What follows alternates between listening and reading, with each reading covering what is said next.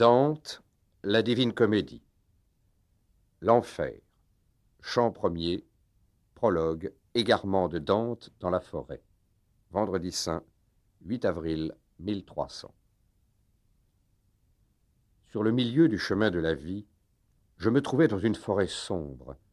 Le droit chemin se perdait, égaré. Ah, qu'il est dur de dire quelle était cette forêt sauvage, âpre et infranchissable, dont le seul souvenir réveille la terreur. Si amère, la mort l'est à peine un peu plus. Mais pour faire sentir le bien que j'y trouvais, je parlerai d'abord de mes autres rencontres.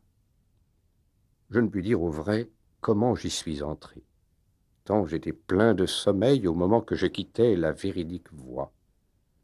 Mais quand je fus au pied d'une montagne, où se fermait cette obscure vallée qui d'épouvantement m'avait percé le cœur, en l'air je regardai, et je vis ses épaules déjà vêtues des rayons de cet astre qui mène droit chacun par tout sentier. La peur alors se fit un peu plus calme, qui tant avait régné au plus creux de mon cœur cette nuit-là passée en grand pitié.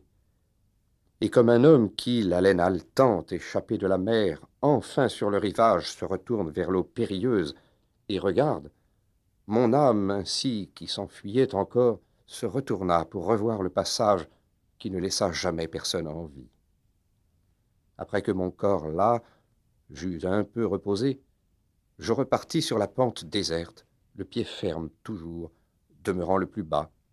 Or, voici, presque au début de la côte, s'en venir un guépard agile et bondissant qui de poils mouchetés était tout revêtu. Il ne s'écartait pas de devant mon visage, mais m'empêchait si fort en mon chemin qu'à plusieurs fois je faillis retourner. C'était l'instant que le matin se lève, et le soleil montait, et ces mêmes étoiles qui l'escortaient lorsque l'amour divin fit en premier mouvoir ces belles choses. L'heure du jour et la douce saison me donna donc raison de bien m'attendre de ce félin au pelage amusant, mais non pas tant que la peur ne me prit, quand m'apparut la face d'un lion, qui paraissait s'en venir contre moi, la tête haute et plein de faim rageuse, si bien que l'air semblait en avoir peur. Puis une louve encore, qui de toutes les fins semblait chargée en sa maigre carcasse, et qui à maintes gens fit misérable vie. Tant de stupeur me causa cette bête, par la terreur qui naissait de sa vue, que je perdis tout espoir de la cime. Tel que celui qui prend plaisir au gain, quand vient le temps où il se met à perdre, pleure et s'attriste en toutes ses pensées, telle me rendit la bête sans merci, qui, s'en venant contre moi, peu à peu, me repoussait au lieu où se tait le soleil. Comme au bas-fond, je m'en allais roulant. Devant mes yeux vint à s'offrir quelqu'un qui semblait enroué après un long silence. Quand je le vis parmi le grand désert, je lui criai « Ah, prends pitié de moi, qui que tu sois, ombre ou homme vivant !» Homme je ne suis pas. Homme je fus jadis. Et mes parents, dit-il, furent lombards, et mantuans de patrie l'un et l'autre. Sub Julio naquit, encore que ce fût tard. Et j'ai vécu dans Rome, et sous le bon Auguste au temps des dieux supposés et menteurs. Je fus poète, et j'ai chanté ce juste qui était fils d'Anchise et vint chez nous de Troie quand la superbe Ilion fut brûlée. Mais toi, vers ce tourment, pourquoi donc retourner? Pourquoi ne gravais-tu cette heureuse montagne, de toute joie le principe et la cause?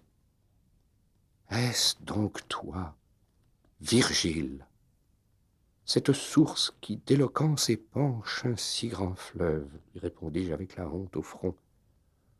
Lumière, honneur de tous autres poètes, compte me soit tenu du zèle et de l'amour avec lesquels j'ai pratiqué ton livre. Tu es mon maître et mon auteur tu es.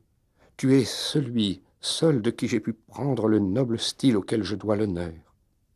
Vois l'animal devant qui je fuyais. Sage fameux, secours-moi contre lui. Il fait trembler mes veines et mon cœur.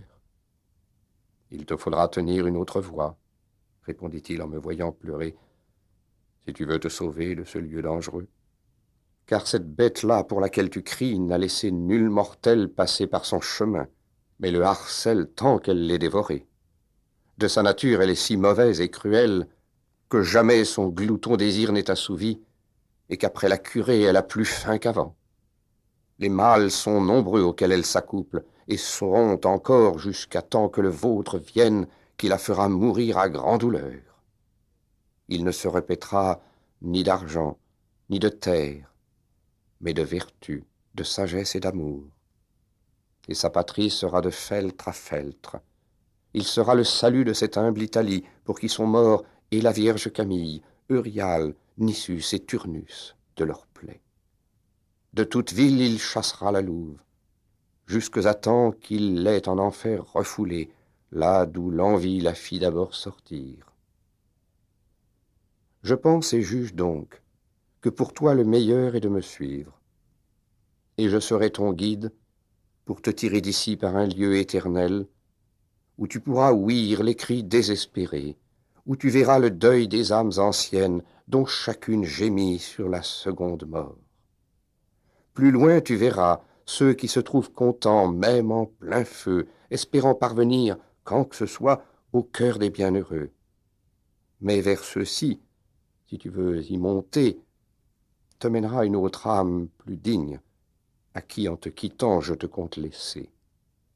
Car l'empereur qui règne tout là-haut, comme je fus étranger à sa loi, ne veut point que par moi l'on entre en sa cité. Il domine en tout lieu, mais c'est là qu'il commande. C'est là qu'est sa cité, là son trône suprême. Oh, bienheureux celui qui l'y appelle. Je répondis, poète, je t'adjure par ce vrai Dieu que tu ne connus pas, pour que j'échappe à ce mal et à pis, mène-moi là où tu viens de me dire, de sorte que je voie la porte de Saint-Pierre et ce que tu m'as dit être si affligé. Lors, il partit, et je suivis ses pas. Chant deuxième. La mission de Virgile. Le jour tombait et le ciel embruni, à leur fatigue enlevait les vivants qui sont sur terre, alors que moi, tout seul, je m'apprêtais à soutenir l'horreur tant du chemin que du piteux spectacle que redira ma mémoire sans faute. Ô grand génie, ô muse, aidez-moi. Ô mémoire qui a noté ce que je vis, tu vas avoir ici à prouver ta noblesse. À dire, je me prie, poète qui me guide, regarde à mon courage, et s'il est assez fort, avant de m'engager dans ce pas difficile. De Silvius, tu as dit que le Père encore mortel, jusqu'au siècle immortel, alla, et que ce fut avec son corps sensible. Pourtant, que de tout mal l'adversaire ait été courtois à son égard, si l'on veut bien songer pour quel destin ce héros devait naître, cela semblera juste à tout homme de sens, car le ciel empyré l'avait élu pour père de la Rome éternelle et de tout son empire.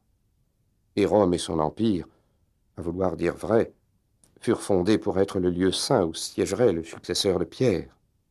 En ce voyage dont tu lui as fait honneur, des choses il apprit qui furent l'origine de sa victoire et du manteau papal. Paul, à son tour, vase d'élection, là-bas s'en est allé pour rapporter confort à la foi, cet exorde au chemin du salut. Mais moi, pourquoi irais-je? Ou qui me le permet? Je ne suis pas aîné, je ne suis pas Paul non plus. Que je l'ai mérité, nul ni moi ne le pense. Si à venir, partant, je m'abandonne, je crains que ma venue ne soit une folie. Tu es sage et m'entends mieux que je ne m'explique.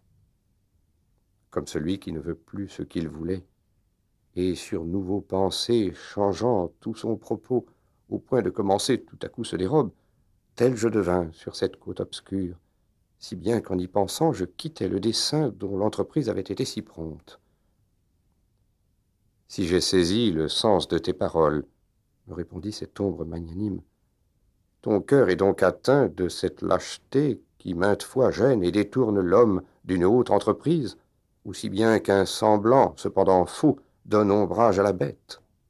Je te dirai, pour t'ôter cette crainte, pourquoi je vins et ce que j'entendis au premier temps que j'eus souci de toi. J'étais parmi ceux qui sont en suspens, quand une dame, et si belle et heureuse, que je sollicitais ses ordres, m'appela. Ses yeux brillaient plus que ne fait l'étoile. Simple et suave, elle se prit à dire d'une voix d'ange au ton de son parler: âme courtoise et sage de Mantoue, de qui le bruit dure encore dans le monde et durera tant que tourne le monde, celui que j'aime et que n'aime fortune, sur la pente déserte est si fort empêché que de frayeur il revient en arrière. Et je crains qu'il ne soit déjà si égaré que je me sois levé à son secours trop tard, à ce qu'au ciel de lui j'ai ouï dire: va donc à lui, et de tes beaux discours, et de ce dont il a besoin pour son salut, aide-le, tant que je sois rassuré. Moi qui t'envoie, je suis sa Béatrice. Je viens d'un lieu où je veux revenir. Amour m'en fit descendre et me fait te parler. Quand je serai par-devant mon Seigneur, souvent à lui de toi je me louerai. Elle se tut, et je me pris à dire: ô dame de vertu, ô toi seule par qui le genre humain prévaut sur tout le contenu de notre ciel, qui a ses orbes plus petits, si fort malgré ce que tu me commandes, que t'obéir déjà me semble retardé, il te suffit d'exprimer ton désir. Mais dis-moi la raison pourquoi tu ne te gardes de redescendre ici-bas, dans le centre du vaste lieu où de rentrer tu brûles. Puisque de tout tu veux savoir le fin, répondit-elle, en bref, je te dirai pourquoi je ne crains pas de m'en venir séant. Craindre, l'on doit uniquement les choses qui risqueraient de faire mal à quelqu'un, les autres, non, elles ne sont terribles. Dieu qui m'a faite en sa grâce me fit telle que de vos mots rien ne me peut toucher, ni que m'atteint la flamme de ce feu. Il est au ciel une très noble dame qui déplorait l'obstacle où je te mande, tant qu'un dur jugement elle a brisé là-haut. À la servir, elle appela Lucie. Or voici que de toi ton fidèle a besoin, dit-elle, et moi je te le recommande. Lucie, en ennemie de toute cruauté, s'enfuit et vint à la place où j'étais assise auprès de l'antique Rachel. Vraie louange de Dieu, Béatrice, dit-elle, comment ne secours-tu celui qui t'aima tant, qu'il se tira pour toi de la tourbe vulgaire? N'entends-tu pas la pitié de sa plainte? Ne vois-tu pas la mort qui le combat sur un torrent plus affreux que la mer? Certes, au monde, jamais nul n'a été si prompt à fuir son dol ou à prendre son gain que je le fus aussitôt dit ces mots. De mon trône de gloire ici-bas, je m'en vins, mettant ma foi en ta noble éloquence, qui t'honore toi-même et ceux qui t'ont ouï. Quand elle m'eut donné raison de tout, elle tourna ses yeux brillants de larmes, et cela me rendit plus prompt à m'en venir. Je suis venu à toi ainsi qu'elle l'a voulu, et je t'ai enlevé à cette bête fauve qui te coupait le droit chemin du beau sommet. Donc, qu'y a-t-il? Pourquoi rester? Pourquoi nourrir lâcheté en ton cœur? Pourquoi n'as-tu hardiesse et franchise quand 3 dames bénies, et quelles dames, prennent tel soin de toi en la céleste cour, et que ma voix si grand bien te promet? Pareilles aux fleurs que le gel de la nuit clôt et incline, et qui, dès que le jour les dore, sur leurs rameaux se dressent tout ouvertes. En mon courage, là, tel je me redressais, si belle ardeur par le cœur me courut, que je parlais en homme délivré. Ah, que pitoyable est celle qui m'aida, et que tu fus courtois d'obéir aussi vite aux sincères propos qu'elle t'a fait entendre. Tu m'as si bien, par tes bonnes paroles, mûri le cœur au désir de te suivre, que me voici rendu à mon premier dessein. Va donc, notre vouloir est le même à tous deux. C'est toi mon guide, toi mon Seigneur, toi mon maître. Ainsi lui dis-je, et dès qu'il fut en marche, j'entrai dans le sentier sauvage et périlleux. Chant troisième. La porte et le vestibule de l'enfer. Par moi l'on va dans la cité dolente, par moi l'on va dans le deuil éternel, par moi l'on va parmi la gente perdue. La justice inspira mon divin artisan, je fus édifié par la toute-puissance, la suprême sagesse et l'amour souverain. Il n'a été créé avant moi que les choses éternelles, et moi, éternel, je dure. Vous qui entrez, laissez toute espérance. Ces mots tracés d'une sombre couleur, je vis écrits au-dessus d'une porte. Sur quoi je dis, Maître, leur sens m'est dur. Il répondit comme un homme empressé, il faut ici déposer toute crainte. Il faut qu'ici toute lâcheté meure. Nous sommes arrivés au lieu où je t'ai dit que tu verrais les foules douloureuses qui ont perdu le bien de l'intellect. Et puis, quand sur la mienne il eut posé sa main, d'un air joyeux où je trouvais confort, il me fit pénétrer dans le monde secret. Plaintes, soupirs et clameurs et hauts cris résonnaient là, parmi l'air sans étoiles, tant que d'abord je me pris à pleurer. Langue de toute race et paroles horribles, mots de douleur et accents de colère, voix sourde ou aiguë et bruit de mains frappées, faisaient en cet air sombre, où l'heure est inconnue, un tumulte de sons tourbillonnant sans cesse, comme le sable aspiré par la trombe. Pour moi, j'avais le front serré d'incertitude. Qu'entends-je là, ô mon maître, lui dis-je, quels sont ces gens à l'air accablés de douleur? Il répondit, cet état pitoyable est celui des esprits désolés, de tous ceux qui, sans louange et sans blâme, ont vécu. Ils sont mêlés au misérable cœur des anges qui, félons ni fidèles ne furent, à leur Dieu, mais n'écoutèrent qu'eux-mêmes. Pour n'être pas moins beaux, les cieux les ont chassés, mais le profond enfer non plus ne les reçoit. Au prix d'eux, les damnés pourraient s'enorgueillir. Qu'est-ce donc qui leur pèse, ô mon maître, repris-je, tant qu'il les fait se lamenter si fort? Il répondit, je vais le dire en bref. Ceux-ci n'ont plus nul espoir de mourir, et si abjecte est leur aveugle vie qu'ils sont jaloux de tout autre destin. Le monde d'aucun d'eux ne garde la mémoire. La pitié les dédaigne autant que la justice. Taisons-nous d'eux, mais toi, regarde et passe. Et moi qui regardais, je vis un étendard qui, en tournant, courait partout si vite qu'il paraissait mépriser tout repos.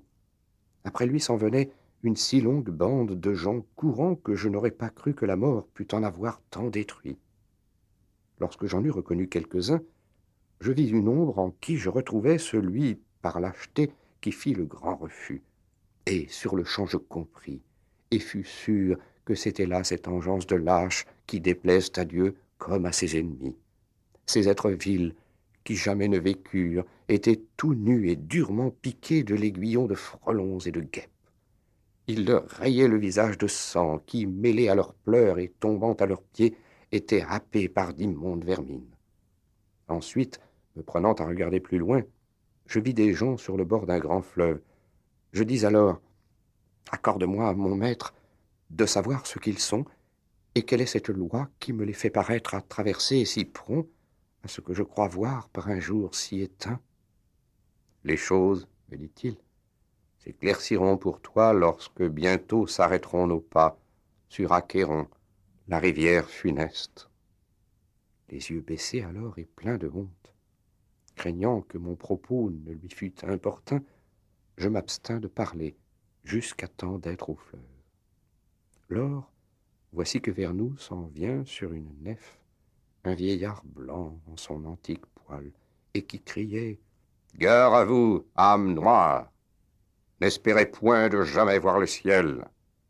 À l'autre bord, je viens pour vous mener dans la nuit éternelle, et le feu et la glace. Âme encore vive, hé, toi qui es ici, sépare-toi de ceux-ci qui sont morts. » Mais quand il vit que je ne partais pas, « Par d'autres voies, dit-il, à d'autres havres, tu t'en viendras à quai pour passer, non ici. Il convient que te porte un bateau plus léger. » Ne te courrouce pas, Charon, lui dit mon guide. Ainsi est-il voulu là-haut, où l'on peut tout ce que l'on veut. N'en demande pas plus. Sur ce, les joues crépues se tinrent coites du vieux nocher du livide marais, qui alentour des yeux avait des roues de flammes. Mais ces âmes, alors, qui étaient nues et lasses, changèrent de couleur et claquèrent des dents sitôt ouït ces cruelles paroles. Et elles blasphémaient leurs parents et leurs dieux, le genre humain, le temps, le lieu, le germe de leur semence et leur enfantement. Puis tout ensemble elles se réunirent en pleurant fort sur la rive maudite qui attend un chacun qui de Dieu n'a pas crainte. Ce démon de Charon, avec ses yeux de braise, leur fait un signe et les rassemble toutes, et de sa rame il bat chacune qui s'attarde. Tout ainsi que la feuille à l'automne s'envole, l'une après l'autre, attend que la ramure à la terre ait rendu son entière dépouille, ainsi d'Adam fait la méchante race. Un à un, les esprits se jettent du rivage au signe de Charon, comme à l'appel l'oiseau. Sur l'onde brune, ils s'éloignent ainsi. Avant qu'à l'autre bord ils ne soient descendus, sur celui-ci se forme un autre banc.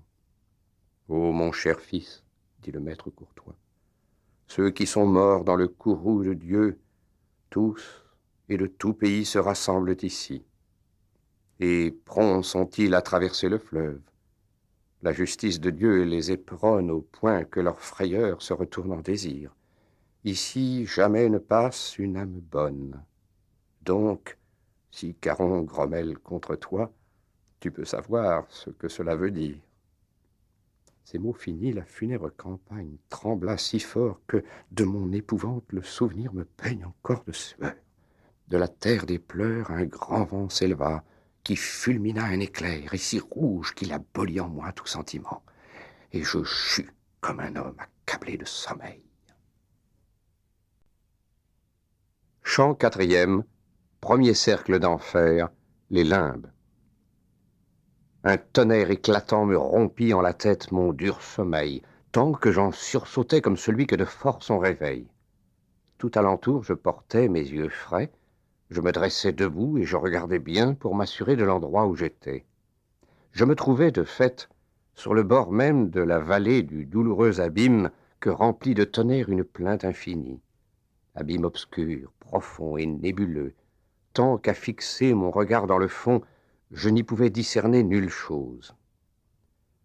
Or, descendons là-bas dans cet aveugle monde, se prit livide à dire le poète. Je serai le premier, tu seras le second. De sa pâleur, je m'étais aperçu. Comment irai-je donc si tu as peur, lui dis-je, toi qui voulais réconforter mes craintes? Il répondit.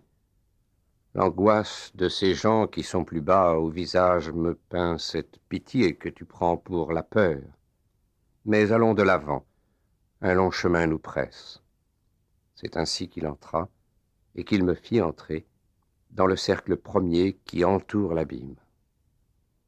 Là, pour autant que l'on pouvait entendre, il n'était pas de cris, mais rien que des soupirs, lesquels faisaient frémir l'air éternel. Cela naissait du chagrin sans tourment qu'éprouvait une foule nombreuse d'hommes, d'enfants, de femmes, de tout âge.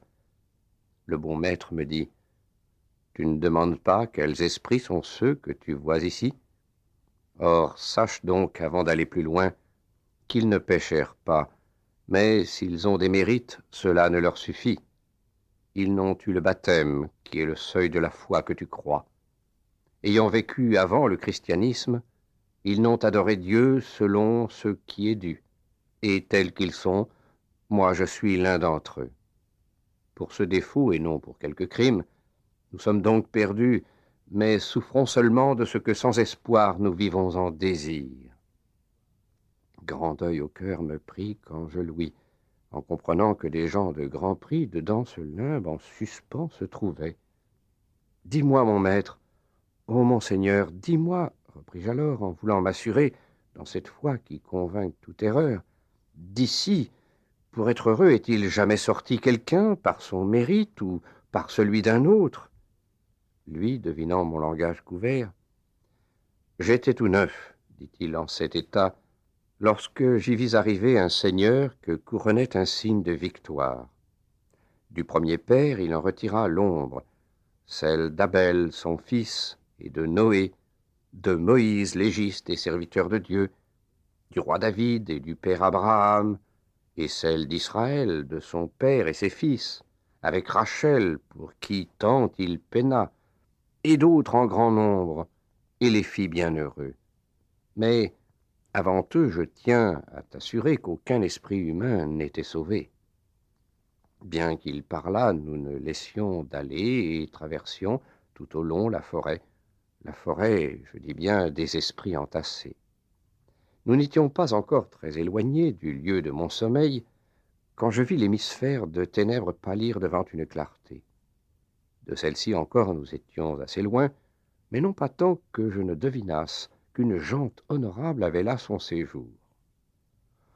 Oh, toi qui l'art et la science honorent, à quelles gens fait-on si grand honneur ici, qu'il les abstrait de l'état qu'ont les autres? Il répondit, la gloire de leur nom, qui retentit là-haut en votre vie, leur vaut du ciel cette grâce exaltante. Au même instant, j'entendis une voix, rendez honneur au sublime poète, son ombre s'en revient qui nous avait quittés. Quand cette voix se fut tue et tint coite, je vis venir à nous 4 ombres imposantes, qui n'avaient l'air ni triste ni joyeuse. Lors, le bon maître, à me dire, se prit, regarde celui-ci, qui, l'épée à la main, à la tête des 3 s'avance comme un sire. C'est lui, le souverain poète, c'est Homère. Vient en second le satirique Horace, Ovide le 3e et Lucain le dernier. Comme chacun partage avec moi-même le nom qu'a fait sonner la voix de l'un d'entre eux, ils me rendent honneur et en cela font bien. C'est ainsi que je vis grouper le beau collège de ce seigneur du plus sublime chant qui, au-dessus de tous, ainsi qu'un aigle plane. Quand ils eurent ensemble un instant devisé, ils s'en vinrent à moi en un geste d'accueil, et mon maître sourit d'un abord si courtois. Mais plus d'honneur ils me firent encore, en m'admettant parmi leur compagnie, si bien que je me vis 6e entre ces sages.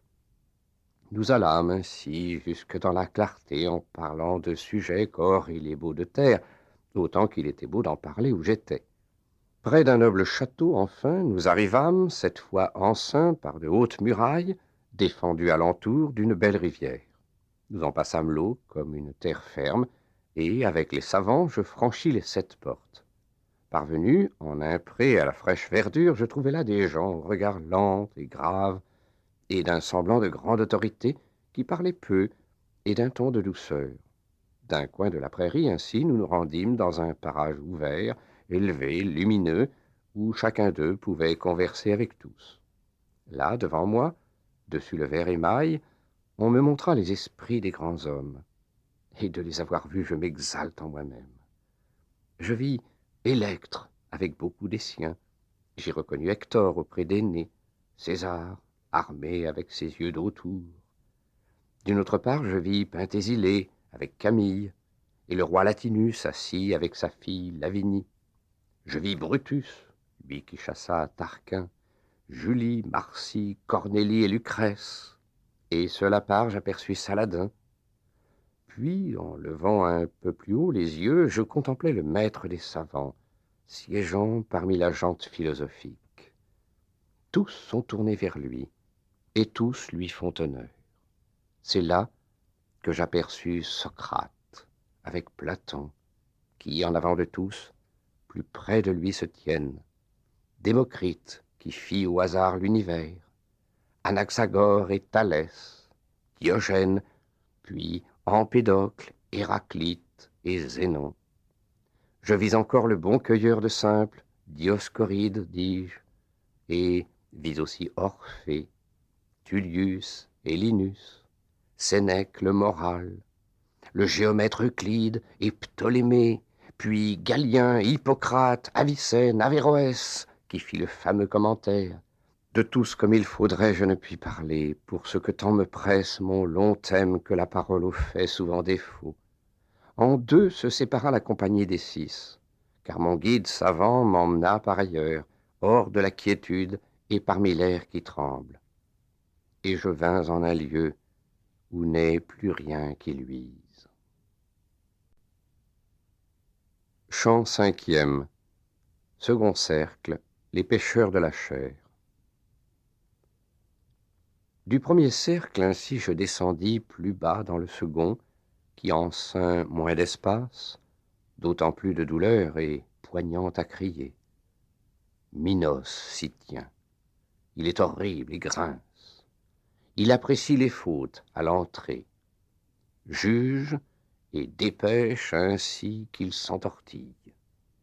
Je veux dire par là que quand l'âme mal née vient devant lui, tout elle se confesse. Alors, ce connaisseur, cet expert en péché, juge quel lieu de l'enfer est pour elle, et de sa queue autant de fois ce sein que de degrés il veut qu'elle descende. Toujours en foule elles sont devant lui. Côte à côte, chacune au jugement s'en vient. Elle parle, elle entend, puis au fond est boutée. Ô toi qui viens au logis douloureux, me dit Minos, sitôt qu'il m'aperçut, en suspendant son office terrible. Prends bien garde où tu entres, et à qui tu te fies, et ne te méprends pas à l'ampleur de l'entrée. Pourquoi crier encore, lui dit mon guide. N'empêche pas son voyage fatal, ainsi est-il voulu là-haut, où l'on peut tout ce que l'on veut, n'en demande pas plus. À ce moment, je commence d'ouïr les accents douloureux, et me voici venu là où me frappe une plainte innombrable. J'arrivais dans un lieu sourd à toute lumière, qui mugissait comme fait la tempête quand la mer se débat entre des vents contraires. L'infernal ouragan qui jamais ne s'arrête, dans sa rafale emporte les esprits, les roule, les secoue, les heurte, les moleste. Quand ils sont arrivés au droit de l'éboulis, ce sont plaintes et cris et lamentations, et l'on blasphème ici la divine puissance. Lors je compris qu'à semblable tourment étaient damnés les pécheurs de la chair, qui la raison soumettent au désir. Tout ainsi que son aile emporte les tourneaux dans le vent froid, par bandes larges et pleines, ainsi le vent fait des âmes coupables. Il les brasse de ça, de là, en bas, en haut, et nul espoir jamais ne les conforte, non de repos, mais de peine moins grande. Ainsi que vont les grues, tout en chantant leur lait, formés par l'air en une longue file, tirant leurs plaintes, ainsi vis-je venir les ombres emportées par la dite rafale. Maître, qui sont, lui dis-je, ces gens-là que le vent noir de la sorte châtie? Entre ceux-là que tu veux reconnaître, répondit-il, celle-là, la première, fut une impératrice et de nombreuses langues. Au vice de luxure, elle était si rompue que sous sa loi licence fut licite, pour annuler le blâme encouru d'elle-même. C'était Sémiramis, de qui les livres disent que, femme de Ninus, elle lui succéda et tint la ville où règne le Soudan. Puis s'en vient celle-là qui s'oxy, amoureuse, ayant rompu sa foi aux cendres de Psyché, et Cléopâtre, enfin, cette luxurieuse. Vois Hélène là-bas, par qui se révolue un temps funeste, et vois le grand Achille, qui par amour combattait à la fin. Vois là Paris, Tristan, et plus de 1000 ombres il me nomma et me montra du doigt, ombre qu'amour fit quitter notre vie. Quand j'eus ouï mon docteur me nommer les dames de jadis avec les chevaliers, pitié me prit. Je fus comme égaré. Je commençai. Volontiers, ô poète, je parlerai à ces deux-là qui vont ensemble et dans le vent si légers me paraissent. Tu les verras quand ils seront, dit-il, plus près de nous. Tu les prieras alors par cet amour qui les mène. Ils viendront.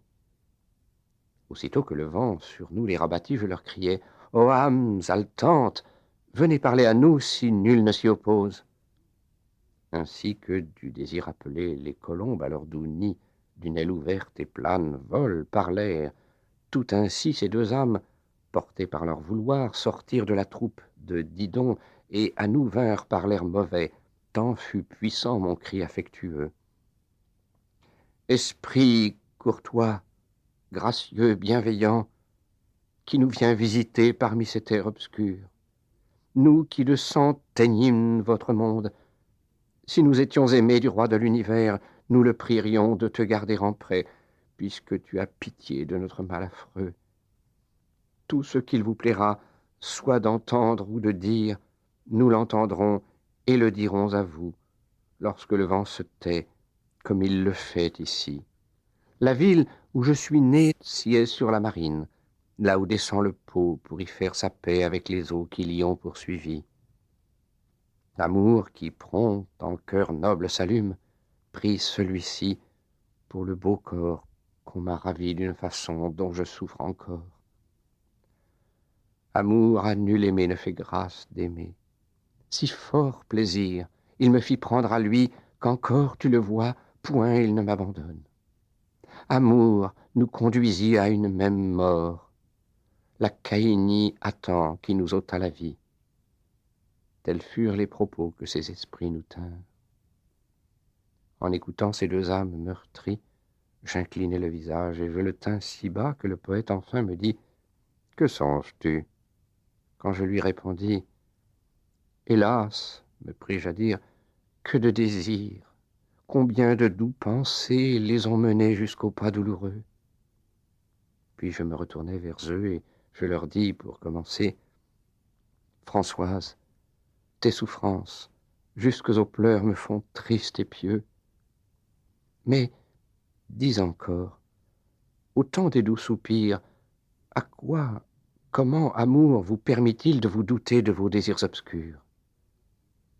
Nulle douleur n'est pire, me dit-elle, que de garder du temps heureux mémoire dans le malheur. Ton docteur le sait bien.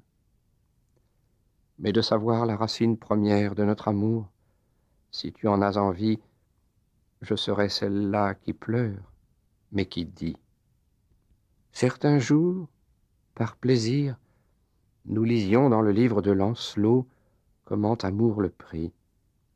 Nous étions seuls, sans nous douter de rien.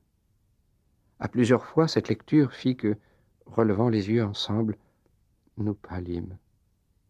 Mais un passage seul a triomphé de nous. Lorsque nous eûmes lu du désiré sourire, qu'il fut baisé par un si bel amant, lui qui jamais de moi ne sera retranché, il me baisa tout en tremblant la bouche. Le livre et son auteur fut notre galop. Pas plus avant, ce jour-là, nous n'y lûmes. Tandis que nous parlait l'une de ces deux âmes, l'autre pleurait, si bien que de pitié je me pâmais, comme si je mourais, et je tombais comme tombe un cadavre. Chant sixième, troisième cercle, les gourmands. Quand le sens me revint, qui s'en était allé de la pitié qu'en moi ses parents excitaient au point que j'étais tout confondu de tristesse, nouveau tourment, et nouveau tourmenté, tout alentour, où que j'aille je vois, où que je me retourne, et tant que je regarde. Je suis au cercle tiers, dans celui de la pluie froide, maudite, éternelle et pesante, dont jamais ne varie règle ni qualité. Grêlons épais, eaux noirâtres et neiges se déversaient parmi l'air ténébreux, la terre pue qui en est inondée. Fauve cruel et monstrueux, Cerbère, de trois gosiers, aboie comme un chien contre les gens qui sont là, submergés. Il a l'œil rouge, et barbe grasse et noire, le ventre large et mains d'ongles armés. Les esprits, il les griffe, écorche et écartèle. Comme des chiens les fait hurler la pluie. D'un de leurs flancs à l'autre, ils font rempart, sans trêve se tournant les malheureux profanes. En nous apercevant, Cerbère, le grand ver, ouvrit sa triple gueule et nous montra ses crocs. De tout son corps avide, il trépignait. Alors mon guide étendit ses deux paumes, prit de la terre et à pleine poignée, il la jeta dans ses gosiers voraces. Comme un chien qui aboie en tirant vers la proie, puis se tient quoi dès qu'il y met la dent, quand il s'est bien battu pour y mordre tout seul, s'apaisèrent ainsi soudain les sales mufles de ce démon Cerbère qui assomme tant les esprits qu'ils voudraient être sourds. Et nous passions parmi les ombres affaissées sous l'accablante averse, et nous posions nos pieds sur cette vanité qui semble être leur corps. Par terre elles gisaient, jusques à la dernière, sauf une seule qui, pour s'asseoir, se leva sitôt qu'elle nous vit traverser devant elle. « Ô toi qu'on mène à travers cet enfer, reconnais-moi, dit-elle, si tu peux, quand tu fus fait, je n'étais pas défait. » Je répondis, « L'angoisse que tu souffres probablement t'efface en ma mémoire, car je crois bien ne t'avoir jamais vu. Mais qui es-tu, dis-moi, toi qui es mis en un lieu si dolent et à un tel supplice que, s'il en est de pire, aucun n'est plus lassant. » Il répondit, « Ta cité, que remplit l'envie au point que le sac en déborde, me posséda dans la sereine vie. Vous m'appeliez, entre bourgeois, Siacco. Pour la damnée coulpe de cette gueule, comme tu vois, je m'effondre à la pluie. Mais, âme vile, ici je ne suis pas la seule, car toutes celles-là sont à la même peine, pour même faute. » Et plus il ne dit mot. Je répondis, « Ta détresse, Siacco, me pèse tant qu'elle m'invite aux larmes. Mais si tu sais, dis-moi où en viendront les citoyens de la ville au parti, s'il y est un seul juste, et dis-moi la raison pourquoi la tant de discorde assaillit. » Il répartit, « Après longue querelle, ils en viendront au sang, et le parti sauvage chassera l'autre, en l'accablant d'offenses. Puis il faudra que ce parti succombe dans 3 soleils, et que remonte l'autre par la force d'un tel qui louvoie à cette heure. Longtemps, alors, il tiendra le front haut, maintenant son rival sous des charges pesantes, quelque douleur ou honte qu'il en ait. De juste, il en est 2, mais on ne les écoute. Orgueil, envie et avarice sont les 3 brandons qui incendient les cœurs. » Il finit là-dessus son lamentable dire. « Encore, lui dis-je, encore je veux que tu m'enseignes, et de parler encore, tu me fasses la grâce. Farinata, Te Diagio, ces gens si justes, Jacques Rusticucci, Arrigo et Mosca, et ceux qui à bien faire ont mis tout leur génie, où sont-ils, dis-le-moi, et fais-les-moi connaître, car grand désir j'ai de savoir s'ils goûtent les fleurs de paradis ou les poisons d'enfer. Ils sont parmi les âmes les plus noires, divers péchés les abîment au fond, tu les y pourras voir si tu descends si bas. Mais lorsque tu seras de retour au doux monde, rappelle-moi, veux-tu, au souvenir d'autrui. Je ne t'en dis pas plus, et plus ne te réponds. » Il tourna de côté ses yeux, droits jusqu'alors, me regarda un peu, laissa tomber la tête, et sombra avec elle au ras des aveuglés. « Il ne se sourdra plus, me dit alors mon guide, d'ici jusqu'au son de la trompe angélique, quand paraîtra la puissance ennemie. Sa triste tombe alors chacun d'eux reverra et reprendra sa figure et sa chair pour ouïr le décret qui sonne en l'éternel. » Nous passâmes ainsi par le hideux mélange des ombres et des eaux, à pas lents, en touchant quelques points de notre vie future. « Ces tourments, ô mon maître, à ce propos, lui dis-je, s'accroîtront-ils après le grand arrêt, ou diminueront-ils? Seront-ils si cuisants? » Il répondit, « Retourne à ta science qui veut que, d'autant plus qu'un être est accompli, plus il sente le bien et aussi la douleur. Or, toutefois, que ce peuple maudit jamais n'atteigne à perfection vraie, après, plutôt qu'avant, il s'attend à y être. » Par la chaussée, nous fîmes le grand tour, parlant bien plus que je ne le rapporte, et nous vînmes enfin au point où l'on descend. Là, nous vîmes Pluton, notre grand ennemi. Chant 7e. 4e cercle, les avares et les prodigues. Papé, Satan, à l'épée, commença de crier Pluton de sa voix rauque. Mais ce gentil sage qui tout savait dit pour me conforter « Ne te laisse pas troubler par la frayeur. Quel que soit son pouvoir, il ne t'empêchera de descendre la roche. » Puis il se retourna vers cette gueule enflée en lui disant « Tais-toi donc, maudit loup. Avec ta rage au-dedans, ronge-toi. Ce n'est pas sans raison que nous allons au gouffre. Ainsi est-il voulu, là-haut, où Saint-Michel, des superbes félons attiraient la vengeance. » Ainsi que par le vent, une voile gonflée, choite, affaissée lorsque le mât se rompt, à terre ainsi chut le fauve cruel. Nous descendons alors au 4e étage, gagnant toujours sur la dolente rive qui engloutit le mal de l'univers. Ah, justice de Dieu! Qui donc peut amasser tant de peines et tant de tourments inouïs? Et pourquoi nos péchés ainsi nous perdent-ils? Comme là-bas, sur Charybde fait l'onde quand elle brise à l'onde qui la heurte, il faut qu'ici les gens dansent la ronde. Plus nombreuse y était la foule des damnés qui, d'une part et d'autre, avec des hurlements, roulaient des poids à force de poitrine. Ils se heurtaient à la rencontre, et puis chacun s'en retournait, refoulé en arrière, en criant « Amasseur !» ou bien « Dissipateur !» Et ils tournaient ainsi sur cette rampe noire, de l'une et l'autre main, jusqu'au point opposé, en se criant toujours leur refrain outrageant. Puis chacun rebroussait quand, par son demi-cercle, il était arrivé à la joute contraire. Et moi, qui en avais le cœur presque broyé, « Indique-moi, mon cher maître, lui dis-je, quels sont ces gens, et si tous furent clairs, ces tonsurés qui sont à notre gauche ?» Il répondit, « Tous, ils furent si louches de jugement en la première vie, qu'avec ménagement nul ne sut dépenser. Leur voix l'aboie bien assez haut et clair, quand ils se vont buter à ces deux points du cercle où les oppose une faute contraire.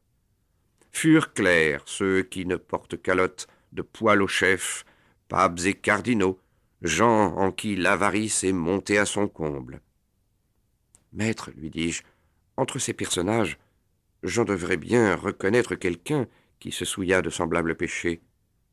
Il répondit, « Tu formes un vain pensée. L'aveuglement qui les fit si abjects rend obscure leur face à toute connaissance. À tout jamais ils iront aux deux chocs.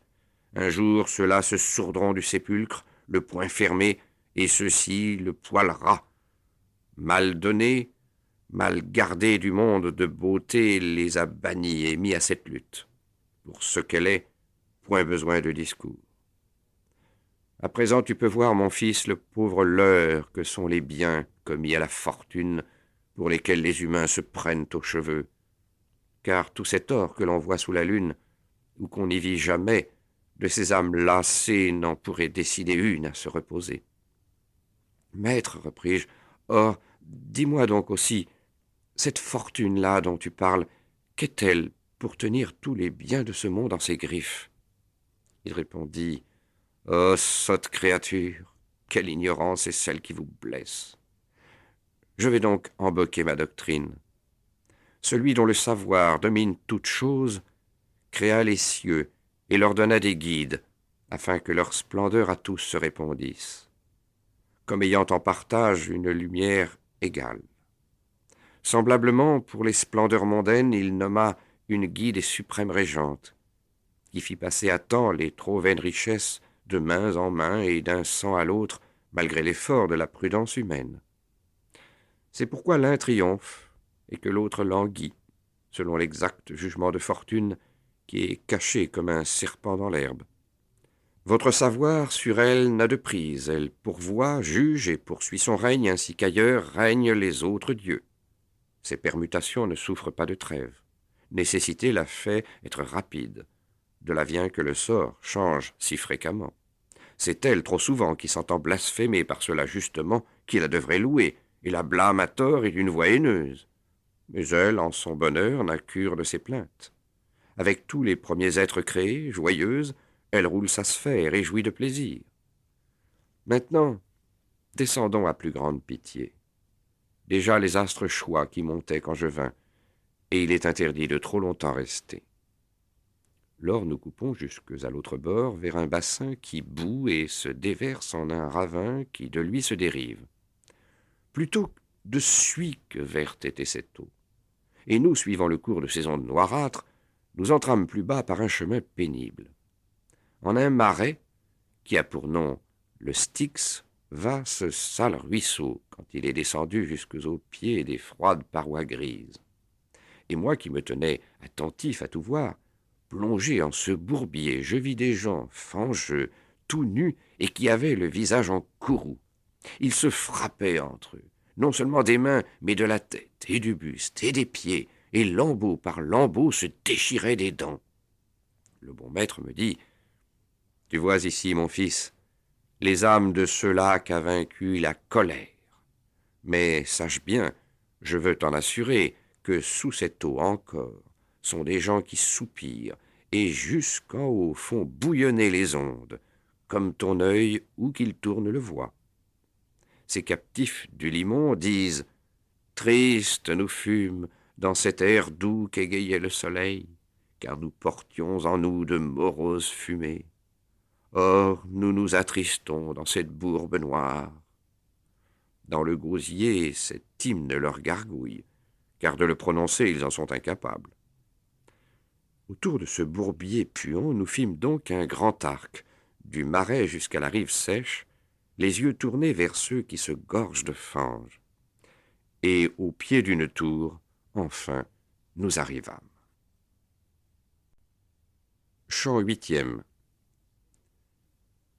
Poursuivant mon récit, je dis que bien avant que nous fussions au pied de cette tour jusqu'au sommet, nos regards se portèrent, en y voyant deux flammes se poser, auxquelles répondait une autre, de si loin qu'à peine l'œil pouvait la découvrir. Je me tournai vers la mère de sagesse. « Que veut dire ceci? Et l'autre feu là-bas, que répond-il? Quels sont ceux qui le font? » « Déjà, dit mon docteur, sur les ondes infectes, tu peux apercevoir celui que l'on attend, s'il ne le cache pas les brumes du marais. » Jamais un arc ne décocha de flèche volant aussi rapide parmi l'air, comme je vis une petite barque venir à nous sur l'onde à ce moment, tenue en main par un seul nautonnier qui nous criait « Te voilà prise, âme félonne ! Oh, Phlégias, Phlégias, c'est pour rien, dit monseigneur, que tu cries cette fois, car tu ne nous auras qu'à passer le marais. » Tel que celui qui, à grande imposture, prête l'oreille et s'en repent ensuite, tel devint Phlégias, de colère rentrée. Mon guide, cependant, descendit dans la barque, puis il m'y fit entrer derrière lui. Quand j'y fus seulement, elle parut chargée. Dès que mon guide et moi fûmes dans le bateau, s'en va l'antique proue en labourant les ondes, plus creux qu'avec tout autre elle ne saoulait faire. Tandis que nous courions sur cet étang de mort, devant moi se dressa, plein de fange, un damné. « Qui es-tu, me dit-il, toi qui viens avant l'heure ?»« Si je viens, ripostai-je, au moins, pas je ne reste. Mais qui es-tu, toi, qui t'es fait si laid ?»« Ne vois-tu pas, dit-il, je suis quelqu'un qui pleure. » « Avec les pleurs, repris-je, avec le deuil, esprit maudit, tu peux bien demeurer, car je te reconnais, si sale que tu sois. » Il tendit, à ce coup, ses deux mains vers la nef. Mais en éveil, mon maître l'écarta. « Va-t'en, dit-il, avec les autres chiens. » Puis de ses bras, il m'entoura le col, et me baisant la face, il dit « Âme implacable, béni soit celle qui fut enceinte de toi. » Celui-ci fut au monde un homme tout orgueil. Il n'est pas de bonté qui orne sa mémoire. Voilà pourquoi son ombre est là, si furieuse. Combien là-haut se tiennent pour grands rois, qui resteront ici comme porcs en leur fange, ne laissant après eux que d'horribles mépris. Je serais bien heureux, ô mon maître, lui dis-je en ce brouet, de le voir s'étouffer avant que de ce lac nous ne soyons sortis. Il repartit. Avant que le rivage se laisse voir, tu seras satisfait. D'un si juste désir, il faut que tu jouisses. Peu après, en effet, je vis un tel carnage faire de lui par les gens de la fange qu'encore Dieu j'en loue et remercie. Ils criaient tous « Sus a Philippe Argente !» et cet esprit florentin frénétique, avec ses dents, s'en prenait à soi-même. Nous le laissâmes là, je n'en parlerai plus, car un grand deuil me frappa les oreilles et me fit ouvrir l'œil attentif en avant. Le bon maître reprit. « Désormais, ô mon fils, s'approche la cité que l'on nomme d'Ité, ses tristes citoyens, sa grande garnison. Oh, mon docteur, mais déjà ces mosquées là-bas dans la vallée, je les vois, et vermeilles, comme si l'on venait de les tirer du feu. » Il répondit. « C'est le feu éternel qui les brûle au-dedans, qui les rend ainsi rouges, comme tu vois en ce bas fond d'enfer. » Dans les fossés profonds, cependant, nous parvînmes, qui gardent tout autour la ville inconsolée. À ce qu'il me parut, les murs étaient de fer. Non sans avoir d'abord fait un grand tour, nous vînmes en un lieu où le nocher cria rudement « Descendez, c'est ici qu'est l'entrée !» Sur les portes, je vis plus de 1000 de ces êtres, que le grand ciel a plu, et qui disaient en rage « Quel est donc celui-là qui, sans avoir la mort, des peuples morts s'en va par le royaume ?» Mon sage maître à ces gens fit un signe qu'il leur voulait secrètement parler. En remisant alors un peu leur grand dédain, « Viens tout seul, dirent-ils, et que l'autre s'en aille, qui se rend si hardi d'entrer en ce royaume, que par la folle route il s'en retourne seul, qu'il le tente, s'il peut, car tu nous resteras, toi qui l'as escorté dans la sombre contrée. » Pense, lecteur, si je perdis courage lorsque j'ouïs ces maudites paroles. Je ne crus point en jamais revenir. Ô mon guide chéri, toi qui plus de 7 fois la sûreté m'as rendu et tiré du grand péril dressé à mon encontre, point ne me laisse ainsi défait, lui dis-je. Si de passer plus outre est défendu, bien vite, ensemble, retrouvons les traces de nos pas. Mais ce seigneur qui m'avait amené me dit « Va, ne crains rien, car pour notre passage, nul ne le peut ravir. Tel est qui l'accorda. Mais attends-moi ici, et tes esprits lassés, conforte et nourris-les d'une bonne espérance, je ne te laisserai au monde inférieur. » Ainsi s'en va, et ici m'abandonne mon bien cher père, et moi je reste en doute, car oui et non disputent dans ma tête. Je ne pus pas ouïr ce qu'il leur proposa, mais avec eux il ne demeura guère, car chacun d'eux courut s'abriter au-dedans. Ses ennemis refermèrent les portes au nez de mon seigneur, qui demeura dehors, et s'en revint à pas lents près de moi. Les yeux à terre et les cils dépouillés de leur sérénité, il allait soupirant. « Ils m'ont pu refuser les dolentes demeures. » Mais il me dit à moi, « Toi, bien que je m'affecte, ne t'inquiète pas. Je vaincrai cette épreuve, quoique pour la défense, au-dedans l'on prépare. Pareille outrecuidance, à eux n'est pas nouvelle. À moins secrète porte, ils l'ont déjà montré, aussi bien depuis lors est-elle sans serrure. C'est celle où tu as vu l'écriture de mort. Mais voici qu'en descend et s'en vient par la pente, sans nulle escorte à travers tous les cercles, celui par qui la cité s'ouvrira. Chant 9e. À la porte de Dité, 6e cercle, les hérétiques. Cette couleur dont l'effroi me peignit lorsque je vis mon guide revenir lui fit dompter plus vite sa pâleur. Il s'arrêta, tendu comme un homme à l'écoute, car l'œil au loin ne portait son regard parmi cette terre obscure et cette brume épaisse. « Il nous faudra pourtant gagner la lutte, commença-t-il, sinon... Mais une telle dame, qu'il me tarde de voir nous rejoindre quelqu'un. » Je m'aperçus de ce qu'il réparait, parce qu'il suivit le début de son dire, car son dernier propos différait du premier.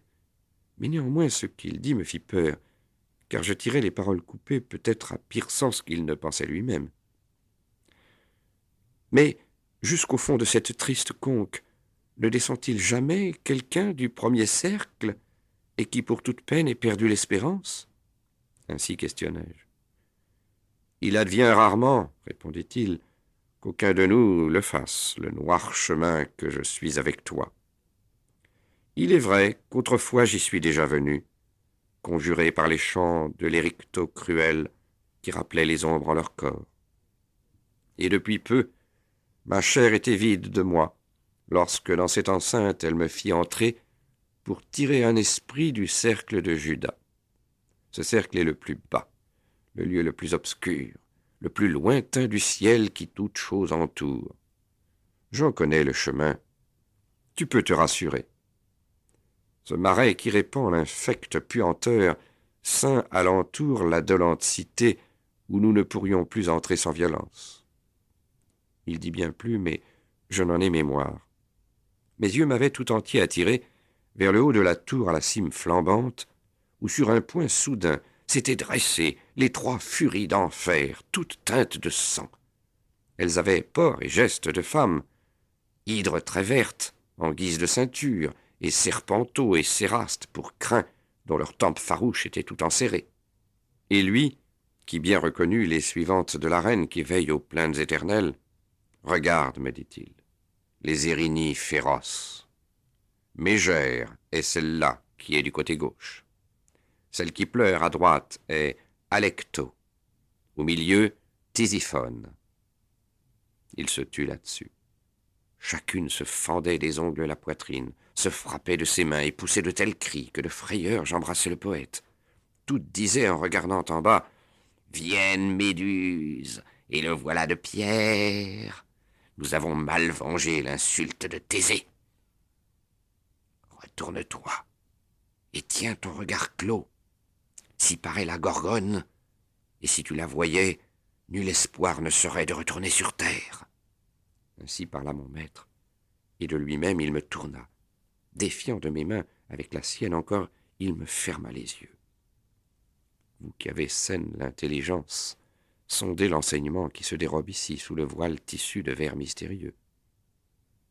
Déjà, venait, porté par les eaux troubles, le grand fracas d'un son plein d'épouvante, dont frémissaient l'un et l'autre rivage.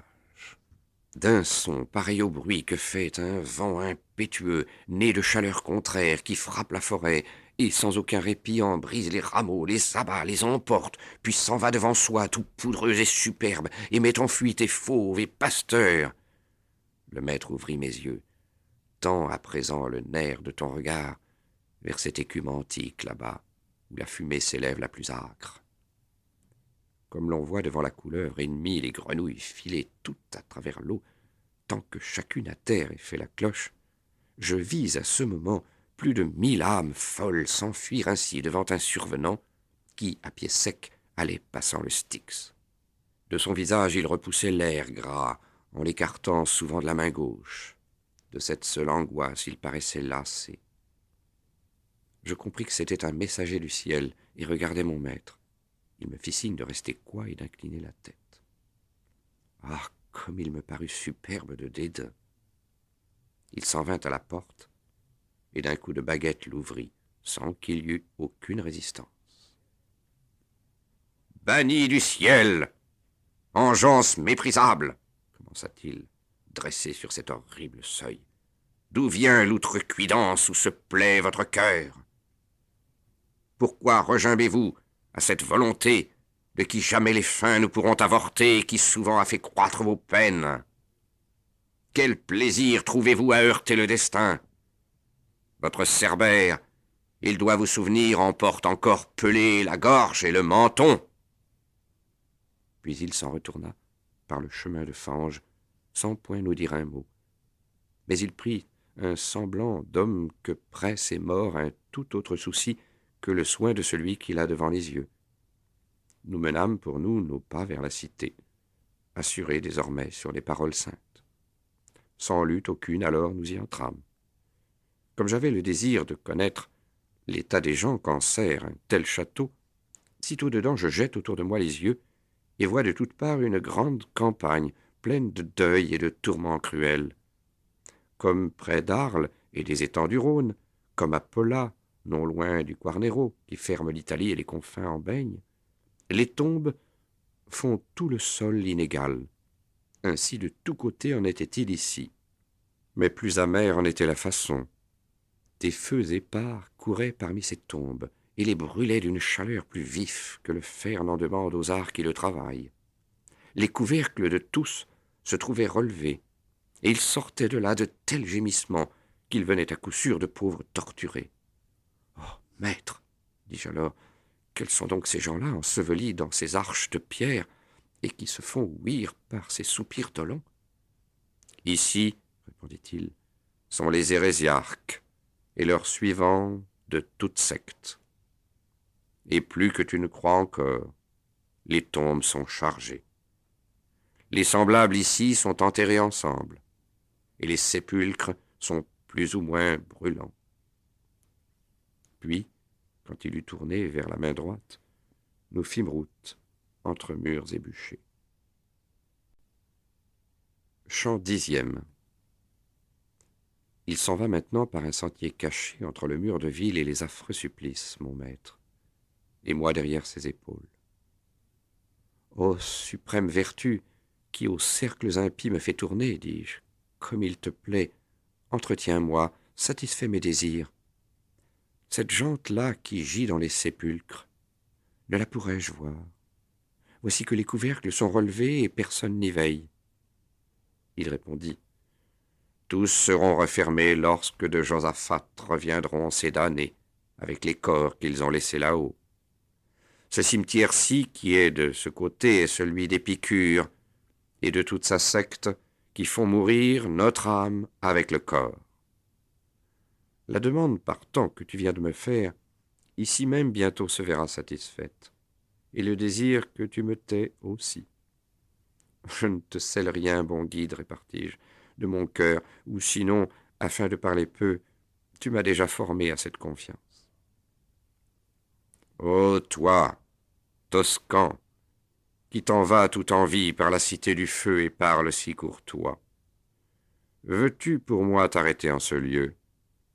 À ton parler, il est bien manifeste que tu es né de cette noble patrie à qui je fus peut-être trop sévère. Subitement, ces paroles sortirent d'un des tombeaux. Aussi me rapprochai-je craintivement un peu plus de mon guide. Mais il me dit, « Tourne-toi, que fais-tu? Farinata, voilà qui s'est dressé. De la ceinture en haut, tu vas le voir entier. » Pour moi, j'avais déjà fiché mes yeux aux siens, tandis qu'il s'érigeait, et du front et du buste, comme s'il avait eu l'enfer en grand mépris. La main vivante et prompte de mon guide m'avait poussé vers lui parmi les sépultures, tandis qu'il me disait « Que tes propos soient dignes. » Dès que je fus au pied de son tombeau, l'ombre me regarda, puis, comme dédaigneuse, me demanda « Qui furent tes ancêtres ?» Comme j'étais désireux d'obéir, je ne lui cachai rien, mais lui découvris tout. Là-dessus, il dressa un peu haut les sourcils.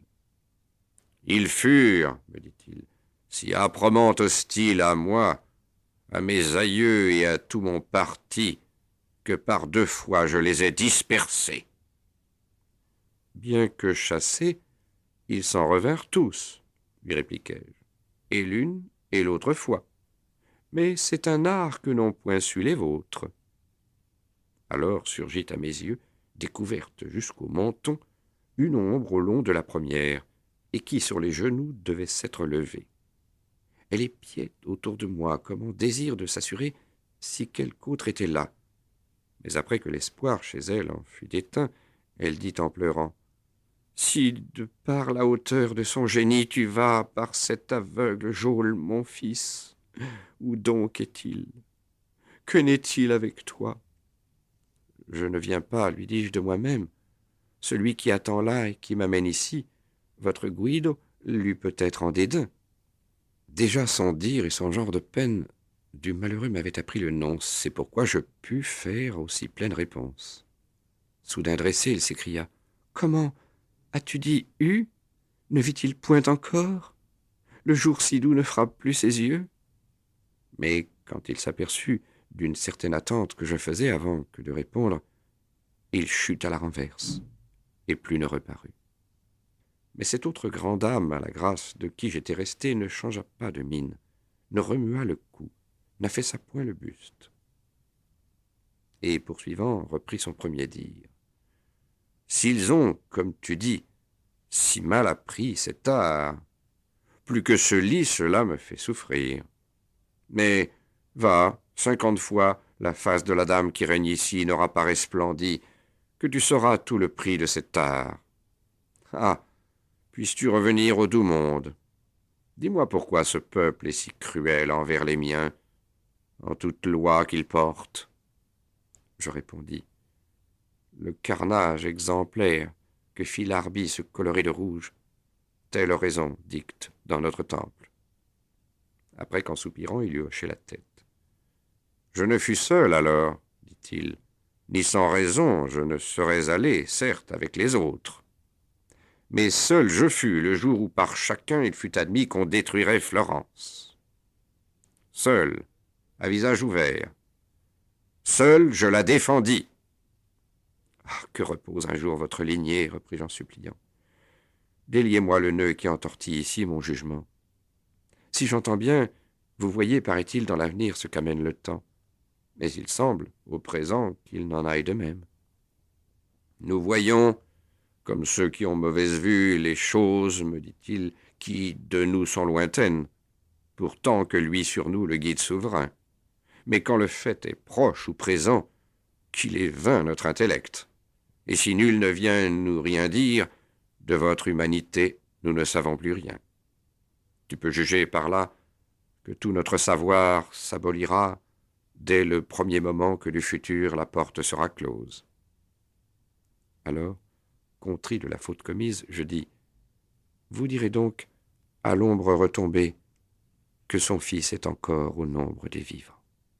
Si je restais muet au moment de répondre, dites-lui que ce fut parce que je rêvais à la difficulté que vous m'avez levée. Déjà mon maître à lui me rappelait. Je priai donc l'esprit plus vivement de me conter qui était avec lui. Ici je gis, dit-il, avec plus de 1000 âmes. Sont là-dedans le second Frédéric, et puis le cardinal. Des autres, je me tais. Puis il se recoucha, et je tournai mes pas vers l'antique poète, en pensant en moi-même à ses propos qui me semblaient hostiles. Il repartit, tout en s'en allant. « Pourquoi es-tu si troublé ?» me dit-il. Je satisfis aussitôt à sa demande. « Garde bien en penser ce que tu as ouï de menaçant, » me commanda le sage, un doigt levé. « Mais prends garde à ceci. Quand tu seras devant le doux rayon de celle dont les yeux si beaux voient toutes choses, par elle tu sauras le chemin de ta vie. » Puis, à main gauche, il détourna ses pas. Nous quittâmes les murs et revînmes au centre, par un sentier qui pique en une gorge dont le relent fétide empestait jusqu'en haut. Chant 11e. Au bord du 7e cercle. Sur le rebord d'une haute falaise que font des rocs tout en cercle rompu, nous vînmes au-dessus d'un troupeau plus peineux. Et là, saisis par l'écœurant excès de puanteur jeté par l'abîme profond, nous mîmes à l'abri derrière le couvercle d'un grand tombeau, où je vis un écrit disant « Je garde Anastase, le pape que Photin attira hors de la droite voie. Il convient de surseoir un peu à la descente, afin que tout d'abord s'accoutument nos sens au mauvais souffle, et puis nous n'y prendrons plus garde. » Ainsi parla le maître. Alors, trouve en échange ce que nous pourrions faire afin que notre temps ne soit en vain perdu. Tu vas voir que j'y pense. Mon fils, commença-t-il, au centre de ces roches, 3 cercles sont creusés, de plus en plus petits, de degré en degré, comme ceux que tu quittes. D'esprits maudits, tous les 3 sont remplis. Mais, afin que la vue t'en suffise plus tard, apprends comme et pourquoi ils y sont entassés.